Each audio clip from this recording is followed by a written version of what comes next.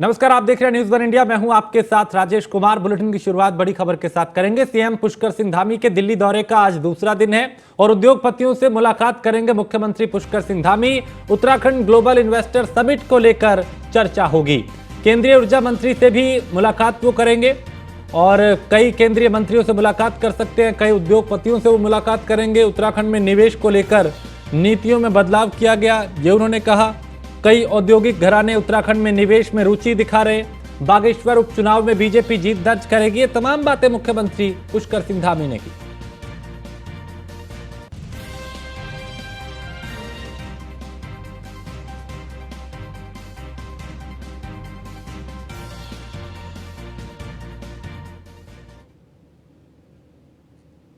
कुछ हमारे केंद्रीय मंत्रीगणों से उत्तराखंड के जो प्रस्ताव हैं, उत्तराखंड के संबंध में कुछ बिजली विभाग से संबंधित कुछ कार्य हैं, उन कार्यों के संबंध में अनुरोध करना है। और एक ग्लोबल इन्वेस्टर समिट हम लोग दिसंबर माह में उत्तराखंड में प्रस्तावित की है, उसके संबंध में भी चूँकि कुछ उद्योग समूह के लोगों के साथ अन्य जो हमारे ऐसे संगठन जो लगातार उद्योग के क्षेत्र में निवेशकों को विभिन्न क्षेत्रों में जाने के लिए प्रेरित करते हैं, उन सभी के साथ बैठक है। और उत्तराखंड चूँकि आज निवेशकों के लिए एक आकर्षक निवेश का स्थान बन गया है, वहाँ की हमने जो पॉलिसी है, इंडस्ट्री की पॉलिसी है, एमएसएमई पॉलिसी है, टूरिज्म पॉलिसी है, इन सभी पर हमने बहुत सारा विचार करने के बाद जो उसका सबसे अच्छा रास्ता हो सकता है, सरल रास्ता हो सकता है, हाइड्रो की पॉलिसी है, सौर ऊर्जा की नीति है, उन सभी को हमने संशोधित भी किया है। और जो उद्योग समूह के लोग हैं उनके साथ बात करने के बाद उनके जो सुझाव थे, उन सुझावों को भी अमल में लाए हैं। देहरादून में हमने इसकी बैठक की है, सभी के सुझाव लिए हैं, यहाँ भी करेंगे, उसके बाद देश के अन्य स्थानों पर भी करेंगे। सर, करीब अभी तक चूँकि पहले से भी जो है लगभग 22,000 करोड़ के हमारे पास प्रस्ताव भी आ चुके हैं जिनकी ग्राउंडिंग होनी है, लेकिन इस बार हमने बड़ा लक्ष्य रखा है और 2.5 लाख करोड़ के एमओयू। और लेकिन उससे पहले इस बार ये ज़रूर किया है कि जो ग्राउंडिंग है वो ग्राउंडिंग हमारी जब हमारा मुख्य कार्यक्रम होगा इन्वेस्टर ग्लोबल समिट में, जब हम सभी को बुलाएंगे, सब लोगों के साथ बात करेंगे, सबको आमंत्रित करेंगे, तो उससे पहले ग्राउंडिंग निश्चित कर लेंगे। और उसका एक बड़ा लक्ष्य हमने रखा है। और जिस प्रकार के अभी तक हमको लोगों के द्वारा प्रस्ताव आए हैं, उससे लगता है कि खबर दिल्ली से है, जहां महिला पहलवानों से यौन शोषण के आरोप का मामला है। राउज एवेन्यू कोर्ट में आज मामले की सुनवाई टल चुकी है। 26 अगस्त को अगली सुनवाई होगी। जज की अनुपस्थिति के चलते मामले की सुनवाई टली है और अब 26 अगस्त को इस पे सुनवाई होगी। तो बृजभूषण शरण सिंह को लेकर आज होने वाली सुनवाई टल गई है। 26 अगस्त को अगली सुनवाई होगी और जज की अनुपस्थिति के चलते, यानी गैर मौजूदगी के चलते मामले की सुनवाई टली है। तो महिला पहलवानों से यौन शोषण के आरोप का यह मामला और राउज एवेन्यू कोर्ट में आज जो होने वाली सुनवाई थी वो टल गई है। अब 26 अगस्त को सुनवाई होगी।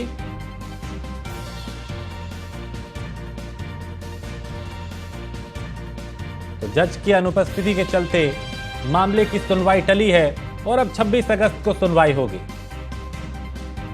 तो महिला पहलवानों से यौन शोषण के आरोप का यह मामला राउज एवेन्यू कोर्ट में चूंकि आज सुनवाई होनी थी,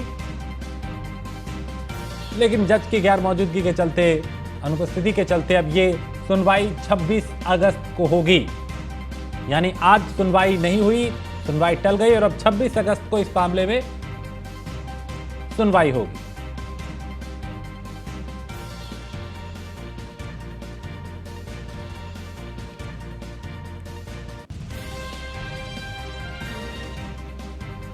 तो 26 अगस्त को अगली सुनवाई होगी और बृजभूषण शरण सिंह की जो मुश्किलें हैं वो कम होने का नाम नहीं ले रहे। पीयूष इस पे ज्यादा जानकारी देंगे। पीयूष, यौन शोषण मामले में आज होने वाली सुनवाई टल गई है, अब 26 को सुनवाई होगी। बिल्कुल, अगर आपने देखा होगा कि किस तरीके से लगातार राउस रेवेन्यू कोर्ट में यौन शोषण मामले में सुनवाई चल रही है और बृजभूषण शरण सिंह को लगातार पेश होना पड़ रहा है, लेकिन आज की अगर हम बात करें तो आज भी इस पूरे मामले में सुनवाई होने वाली थी। चूँकि इस मामले की अगर हम बात करें तो इसमें पूरी तरीके से जो दिल्ली पुलिस ने चार्जशीट दाखिल किया है, उसको लेकर कहीं न कहीं सुनवाई हो रही है लगातार राउस रेवेन्यू कोर्ट में। और आज चूँकि जिस जज को इस पूरे मामले की सुनवाई करनी थी वो अनुपस्थित थे, या यूँ कहें कि वो मौजूद वहाँ पे नहीं थे, इस वजह से कहीं न कहीं सुनवाई को टाल दिया गया है। अब शरण सिंह को हाल फिलहाल में राहत जरूर मिली थी, नियमित जमानत उन्हें मिली थी, लेकिन जो दिल्ली पुलिस ने चार्जशीट दाखिल किया है उसको लेकर कहीं न कहीं लगातार राउस रेवेन्यू कोर्ट में सुनवाई चल रही है। ऐसे में इस पूरे मामले की आज सुनवाई होने वाली थी, लेकिन जज की अनुपस्थिति में ये सुनवाई नहीं हो पाई है। 26 अगस्त को अगली सुनवाई होगी, तब देखने वाली बात होगी कि महिला पहलवानों की ओर से क्या कुछ दलीलें दी जाती हैं, उनके वकीलों की ओर से क्या कुछ दलीलें दी जाती है, वहीं दिल्ली पुलिस इस पूरे प्रकरण पर क्या कुछ कहती है। क्योंकि करीब 1500 के आसपास जो चार्जशीट है उन पन्नों की, वो कहीं ना कहीं पेश किया गया था। तो निश्चित रूप से बृजभूषण शरण सिंह को नियमित जमानत जरूर मिली है, लेकिन अभी भी उनकी मुश्किलें कहीं ना कहीं बढ़ती हुई नजर आ रही है, या यूँ कहें कि बरकरार है, क्योंकि लगातार उन्हें राउस रेवेन्यू कोर्ट में पेश होना पड़ रहा है। ऐसे में अंतिम फैसला जब तक राउस रेवेन्यू कोर्ट का नहीं आ जाता, ये कहना बड़ा मुश्किल होगा कि शायद बृजभूषण शरण सिंह को राहत मिलती है या नहीं मिलती है, क्योंकि अभी लंबा प्रोसीजर चलेगा, अभी लंबी सुनवाई चलेगी।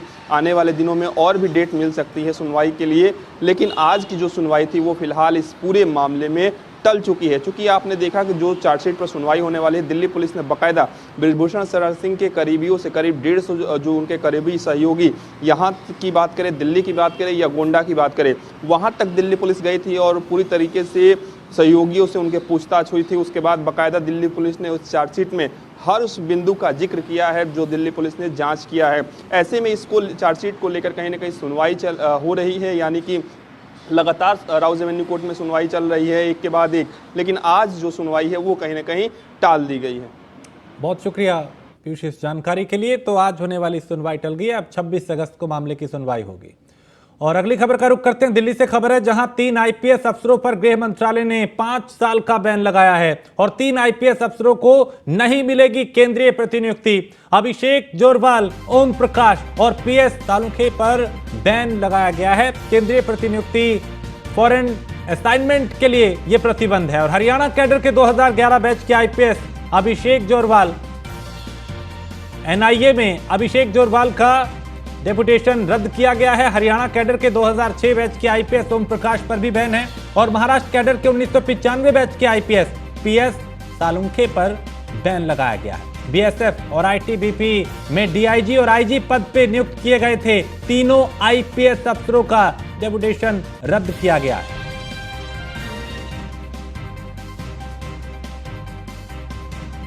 तो पीयूष इस पे ज्यादा जानकारी दिल्ली से हमारे संवाददाता देंगे। पीयूष, 3 आईपीएस अफसरों पर गृह मंत्रालय ने 5 साल तक के लिए बैन लगा दिया है।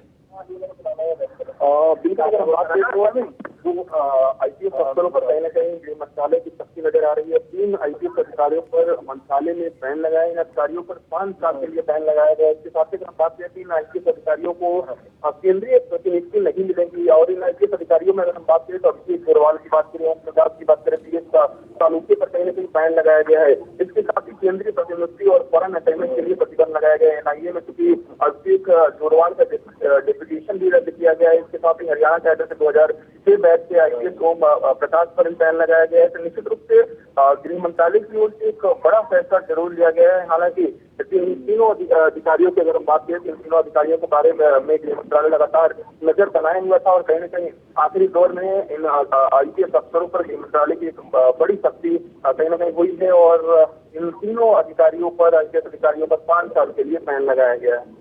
बहुत शुक्रिया पीयूष जानकारी के लिए। और राजस्थान के मुख्यमंत्री अशोक गहलोत ने प्रदेश में विद्यार्थियों की चिंताजनक रूप से बढ़ती आत्महत्याओं की रोकथाम के लिए आज प्रदेश के प्रतिष्ठित कोचिंग संस्थानों के शिक्षकों, संचालकों और निदेशकों से संवाद किया। इस दौरान विद्यार्थियों पर परीक्षा और प्रतियोगिता के तनाव से निपटने के लिए विशेषज्ञों के सुझाव के अनुरूप आवश्यक निर्देश भी दिए।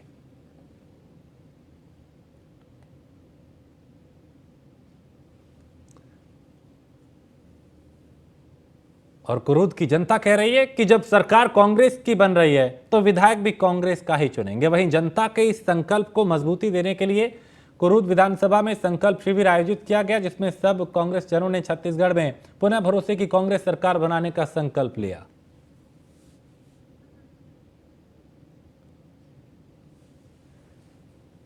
तो जनता की यानी सब कांग्रेस जनों ने यहां पे कांग्रेस सरकार बनाने का संकल्प लिया है और आज कुरूद विधानसभा में संकल्प शिविर का आयोजन किया गया। और मिशन 80 के लिए बीजेपी फुल मोड में है। Bharatiya Janata party step by step अपनी चुनावी रणनीति को धार दे रही है। जाहिर है दिल्ली का रास्ता यूपी से होकर गुजरता है, इसलिए बीजेपी का शीर्ष प्रबंधन भी यूपी को लेकर काफी कोई कोताही बरतने के मूड में नहीं है। जून में महाजनसंपर्क अभियान के बाद अब बीजेपी ग्रामीण क्षेत्रों के 11 करोड़ लोगों तक पहुंचने की तैयारी कर रही है। कैसे, ये रिपोर्ट देखिए। प्रदेश में चल रहे जिला पंचायत अध्यक्ष और जिला पंचायत सदस्यों के प्रशिक्षण के बाद अब उत्तर प्रदेश की राजधानी लखनऊ में मेयर और नगर पालिका अध्यक्षों को ट्रेनिंग दी जाएगी। बीजेपी 22 अगस्त के आसपास लखनऊ में मेयर और नगर पालिका अध्यक्षों का ट्रेनिंग सेशन रखने की तैयारी कर रही है। उत्तर प्रदेश में 17 नगर निगम है। बीजेपी ने सभी 17 सीटें जीती हैं। वहीं अगर नगर पालिकाओं की बात करें तो उनकी संख्या 200 है, जिसमें लगभग 120 बीजेपी के अध्यक्ष हैं। मेयर और नगर पालिका अध्यक्षों के प्रशिक्षण के बाद बीजेपी की तैयारी नगर निगम पार्षद की ट्रेनिंग कराने की है, जिसे सितंबर के दूसरे हफ्ते में कराने की तैयारी की जा रही है। इतना ही नहीं, पार्षदों की ट्रेनिंग के बाद नगर पंचायत अध्यक्षों की भी ट्रेनिंग की जाएगी। ग्राम पंचायत स्तर पर पंचायत के जो सदस्य हैं, जो बीडीसी सदस्य हैं, ग्राम प्रधान है, ब्लॉक प्रमुख है, जिला पंचायत अध्यक्ष है, उनके भी कार्यक्रम आयोजित किए जा रहे हैं, जिससे ये जनप्रतिनिधि जो ग्राउंड जीरो पर रहते हैं उसके माध्यम से ग्रामीण इलाकों में भारतीय जनता पार्टी की जो नीतियां हैं, जो हमारी डबल इंजन की सरकार की योजना है, वो पहुंचे। वर्तमान में बीजेपी के 202 नगर पंचायत अध्यक्ष हैं। सितंबर के तीसरे हफ्ते में होगा प्रशिक्षण। फिर उसके बाद ग्राम प्रधान, ग्राम पंचायत सदस्य, ब्लॉक प्रमुख, क्षेत्र पंचायत सदस्य की भी ट्रेनिंग होगी। यूपी में अगर ग्राम पंचायतों की बात करें तो उनकी संख्या 58,000 के करीब है। जिसकी सत्ता होती है ये उनके साथी माने जाते हैं। यानी प्रशिक्षण के जरिए बीजेपी की तैयारी प्रदेश के लगभग 11 करोड़ ग्रामीण वोटरों तक पहुंचने की है। उत्तर प्रदेश की 80 लोकसभा सीट को जीतने के लिए तमाम राजनीतिक पार्टियों ने अपने अपने प्रोएक्टिव मोड पे लाने की कवायद शुरू कर दी है। अब देखना होगा कि जहां प्रशिक्षण के द्वारा सभी की निगाहें 11 करोड़ ग्रामीण मतदाताओं पे हैं, उसको जीतने की रण कौन जीतेगा। क्या भारतीय जनता पार्टी, क्या समाजवादी पार्टी और क्या बहुजन समाज पार्टी सभी प्रशिक्षण के द्वारा अपनी पूरी टीम को एक साथ ट्रेनिंग देती हुई नजर आ रही है। हालांकि भारतीय जनता पार्टी की बात करेंगे तो कोर टीम को ट्रेनिंग पे ज्यादा महत्व दिया जा रहा है। साथ ही साथ समाजवादी पार्टी के राष्ट्रीय अध्यक्ष भी ट्रेनिंग देते हुए नजर आए हैं। अब देखना यह होगा कि मिशन 80 के लिए लगी भारतीय जनता पार्टी इस ट्रेनिंग की मकसद से क्या 80 का कमल खिला पाती है। ये समाजवादी पार्टी जो उनको रोकने के लिए पीडीए के साथ इंडिया की दौड़ पे है, उनको रोकने में कामयाब होती है कि नहीं होती है, ये तो आने वाला। तो जैसे जैसे लोकसभा चुनाव नजदीक आ रहा है उसी शिद्दत से चुनावी सरगर्मियां भी बढ़ रही हैं और यूपी कांग्रेस के नए अध्यक्ष अजय राय के बयान से अचानक सियासी तापमान में उछाल आ गया है। अजय राय ने संकेत दिए हैं कि अमेठी से राहुल चुनाव लड़ेंगे तो प्रियंका काशी से ताल ठोक सकती हैं। जाहिर है जब से राहुल गांधी को मोदी सरनेम में सुप्रीम कोर्ट से राहत मिली है तब से कांग्रेस के हौसले बुलंद है और वहीं इंडिया गठबंधन को भी ऑक्सीजन मिला है। अजय राय के ताजा बयान से अमेठी इंडिया गठबंधन का पावर सेंटर बनता हुआ लग रहा है। ऐसे में 24 की चुनावी लड़ाई बेहद दिलचस्प हो सकती है। यह रिपोर्ट देखिए। अमेठी बनेगा इंडिया का पावर सेंटर। स्मृति ईरानी की चुनौती राहुल को कबूल है। प्रियंका की काशी से सियासी एंट्री। राहुल को स्मृति की चुनौती कबूल है। राहुल गांधी ने आखिर तय कर लिया कि मुकाबला आर पार का होगा। कांग्रेस के नए प्रदेश अध्यक्ष ने ताजपोशी के तुरंत बाद ऐलान कर दिया कि अमेठी से राहुल गांधी चुनावी मैदान में ताल ठोकेंगे और इसी के साथ तय हो गया कि 2024 में अमेठी इंडिया का पावर सेंटर बनेगा। बिल्कुल राहुल गांधी अमेठी से लड़ेंगे। अमेठी के लोग यहाँ आए हैं और जहाँ से प्रियंका गांधी जी की इच्छा बनारस अगर होगी, हमारा एक एक कार्यकर्ता उनके लिए जान लड़ा देगा। राहुल का चुनाव लड़ना तय माना जा रहा था। प्रदेश अध्यक्ष अजय राय ने इसका भी संकेत दे दिया कि काशी से प्रियंका सियासी आगाज कर सकती हैं। विधानसभा में केवल 2 सीटें जीत पाने वाली कांग्रेस लोकसभा में पिछली बार 1 सीट पर सिमट गई थी। सबसे बड़े नेता राहुल गांधी स्वयं चुनाव हार गए थे और अब राहुल गांधी के अमेठी चुनाव लड़ने की फिर कवायद करने के लिए तैयार नहीं है। राहुल गांधी को अब फिर किसी दूसरे राज्य में ही ठिकाना ढूंढना पड़ेगा। समाजवादी पार्टी ने हमेशा से अमेठी और रायबरेली की सीट को कांग्रेस के लिए छोड़ा है। आदरणीय राहुल गांधी जी अमेठी से चुनाव लड़ते आए हैं, इस बार भी वो अमेठी से चुनाव लड़ेंगे। समाजवादी पार्टी और पूरा इंडिया गठबंधन अपने सारे प्रत्याशियों के साथ है। आदरणीय राहुल गांधी जी को भी अमेठी से लोकसभा भेजने की जिम्मेदारी सभी गठबंधन साथियों की है। समाजवादी पार्टी अपने गठबंधन धन को निभाने का काम करेगी। दूसरी तरफ रॉबर्ट वाड्रा ने प्रियंका गांधी को लेकर जो बयान दिए थे, कांग्रेस उसी दिशा में बढ़ती नजर आ रही है। रॉबर्ट वाड्रा ने कहा था कि प्रियंका गांधी को संसद में होना चाहिए, उनमें वो सारी योग्यताएं हैं कि वो संसद में बैठ सकें। राहुल गांधी की बहन प्रियंका के चुनाव लड़ने की अटकलें काफी समय से लगाई जा रही हैं। पहले रॉबर्ट वाड्रा ने जिस बात पर इशारा किया, अब कांग्रेस के नए यूपी अध्यक्ष के बयान से कहीं न कहीं इस बात पर मुहर लग गई कि 24 के चुनाव में प्रियंका का सियासी आगाज होने वाला है। अजय राय ने कहा कि प्रियंका गांधी काशी से चुनाव लड़ सकती हैं। मतलब साफ है कि प्रियंका बनारस में मोदी के सामने होंगी।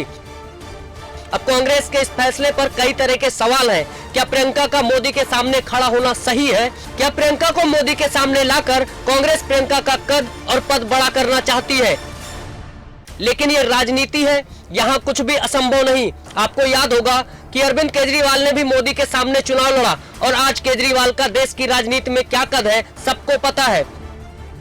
कई राज्यों में सरकार है। जाहिर है कि प्रियंका के सियासी आगाज को लेकर कांग्रेस तैयारी कर रही है, लेकिन सवाल है कि कांग्रेस का ये दांव कहीं भारी न पड़ जाए। Bureau report, news 1 India. और खबर लखनऊ से है, जहां आईएएस अनिल सागर को बड़ी जिम्मेदारी मिली है। नोएडा में यमुना अथॉरिटी के चेयरमैन बने हैं और आईएएस नरेंद्र भूषण के वेटिंग में जाने से चेयरमैन का चार्ज रिक्त था, यानी खाली था, और अब उन्हें ये जिम्मेदारी दी गई है। तो आईएएस अनिल सागर को ये बड़ी जिम्मेदारी दी गई है। नोएडा में यमुना अथॉरिटी के चेयरमैन उनको बनाया गया है और आईएएस नरेंद्र भूषण के वेटिंग में जाने से चेयरमैन का जो चार्ज है वो खाली था, वो रिक्त था, और इसको देखते हुए अनिल सागर को ये बड़ी जिम्मेदारी दी गई है।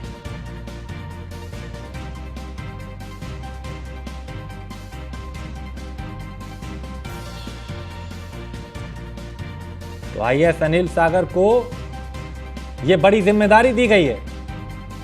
नोएडा में यमुना अथॉरिटी के वो चेयरमैन बनाए गए हैं और आईएएस नरेंद्र भूषण के वेटिंग में जाने से चेयरमैन का चार्ज रिक्त था। अनिल सागर को अब ये जिम्मेदारी सौंपी गई। तो नोएडा में यमुना अथॉरिटी का चेयरमैन उन्हें बनाया गया है और नरेंद्र भूषण के वेटिंग में जाने से चेयरमैन का जो चार्ज है वो रिक्त था, वो खाली था, और अब यहां की जिम्मेदारी अनिल सागर को दी गई है। आईएएस अधिकारी हैं, नोएडा में यमुना अथॉरिटी के वो चेयरमैन बने हैं।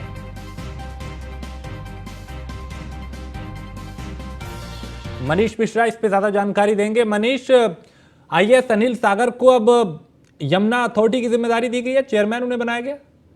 निश्चित तौर से देखिए, आपको बता दूं कि नरेंद्र भूषण के हटाने जाने के बाद ये पद रिक्त था और नोएडा अथॉरिटी के लिए किसी बड़े आईएएस की जो तलाश थी वो अब खत्म हो चुकी है। अनिल सागर जो कि 1998 बैच के आईएएस अधिकारी हैं, उनको ये जिम्मेदारी दी गई है। मानना जाता है कि जिस तरीके से उत्तर प्रदेश की योगी सरकार लगातार जितने भी हाईवेज हैं, चाहे वो यमुना एक्सप्रेस वे हो, चाहे आपका आगरा एक्सप्रेस वे हो, चाहे बुंदेलखंड एक्सप्रेस हो, उसकी तरह ही अब नोएडा अथॉरिटी की तरफ से भी जो यमुना जो अथॉरिटी है उसको डेवलप करने, और बहुत अहम जिम्मेदारी वाला ये पद भी माना जाता है। जिस तरीके से हमने देखा था, चाहे यमुना अथॉरिटी के अंदर ही आपका जो जेवर एयरपोर्ट आता है वो भी आपके कहीं ना कहीं इसके जो एरिया है उनको जो डेवलपमेंट है वो भी इसी के अंदर आता है। तो अनिल सागर जो कि 1998 बैच के अधिकारी आईएएस अधिकारी हैं, उनको अब ये जिम्मेदारी दी गई है, जो कि नरेंद्र भूषण जो कि आईएएस थे उनको प्रतिष्ठात किया गया था, उनके हटाने जाने के बाद से ये जो पद था वो खाली था। जी बहुत शुक्रिया मनीष जानकारी के लिए। तो आईएएस अनिल सागर को यह बड़ी जिम्मेदारी दी गई है।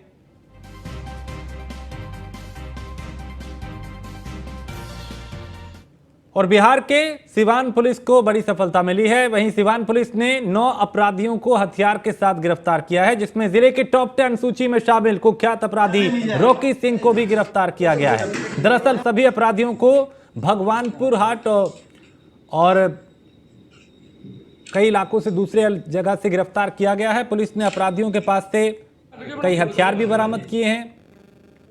और एसपी शैलेश कुमार सिन्हा ने बताया कि गुप्त सूचना मिली थी, 2 जगह पे कुछ अपराधी इकट्ठा होकर किसी बड़ी घटना को अंजाम देने की फिराक में थे, जिसके बाद उनकी घेराबंदी की गई।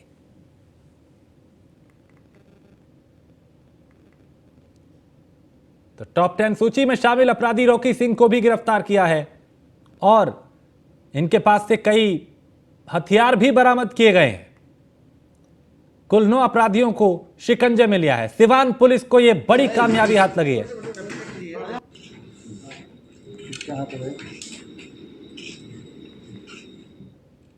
तो बिहार में बढ़ता अपराध, इसको लेकर जरूर सवाल उठे हैं, लेकिन अब पुलिस प्रशासन भी अलर्ट है और बदमाशों पर शिकंजा कसा जा रहा है, अपराधियों की धरपकड़ की जा रही है।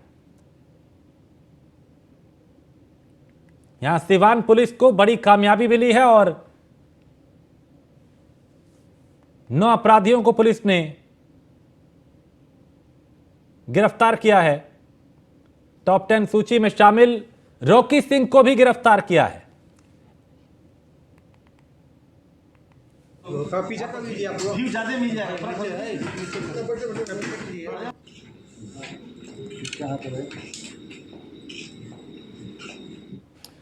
और इसी के साथ इस बुलेटिन में फिलहाल इतना ही। आप बने रहिए न्यूज़ 1 इंडिया के साथ।